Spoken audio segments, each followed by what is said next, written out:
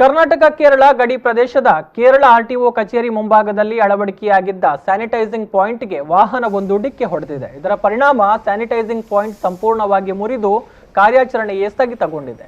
ಗಡಿಯಿಂದ ಕೇರಳಕ್ಕೆ ಸಾಗುವಂತಹ ವಾಹನಗಳನ್ನು ಸ್ಯಾನಿಟೈಸ್ ಮಾಡುವ ಉದ್ದೇಶದಿಂದ ಆಟೋಮ್ಯಾಟಿಕ್ ವಿಧಾನದಲ್ಲಿ ಇದನ್ನು ಸ್ಥಾಪನೆ ಮಾಡಲಾಗಿತ್ತು.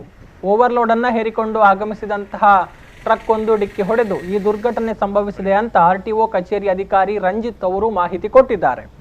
ಈ ಹಿನ್ನೆಲೆಯಲ್ಲಿ ಕರ್ನಾಟಕ ಭಾಗದಿಂದ ಆಗಮಿಸುವ ವಾಹನಗಳನ್ನು ಹೆಚ್ಚಿನ ರೀತಿಯಲ್ಲಿ ಸ್ಯಾನಿಟೈಸ್ ಮಾಡುವಂತಹ ಜವಾಬ್ದಾರಿಯನ್ನ ಅಗ್ನಿಶಾಮಕ ದಳದ ಸಿಬ್ಬಂದಿಗೆ ನೀಡಿರುವುದಾಗಿ ಅಧಿಕಾರಿಗಳು ಹೇಳಿದ್ದಾರೆ. ಇನ್ನು ಡಿಕ್ಕಿ ಹೊಡೆದ ವಾಹನ ಚಾಲಕನ ವಿರುದ್ಧ ಪ್ರಕರಣ ದಾಖಲಿಸಲಾಗಿದೆ. ಆದಷ್ಟು ಬೇಗ ಸ್ಥಗಿತಗೊಂಡ ಸ್ಯಾನಿಟೈಸರ್ ಪಾಯಿಂಟ್ ಅನ್ನು ದುರಸ್ತಿಗೊಳಿಸುವುದಾಗಿ ಅಧಿಕಾರಿಗಳು ಹೇಳಿದ್ದಾರೆ. ഇത് 30/5/2020 ശനിയാഴ്ച രാത്രി ഏകദേശം 8:30 മണിയാകുമ്പോഴേക്കും ഒരു കേരള വണ്ടി വന്ന് നമ്മുടെ ഡ്രമ്മ് കയറ്റി വന്ന വണ്ടിയായിരുന്നു. വണ്ടി ഇടിച്ചപ്പോൾ ഒന്ന് തകർന്നു പോയി.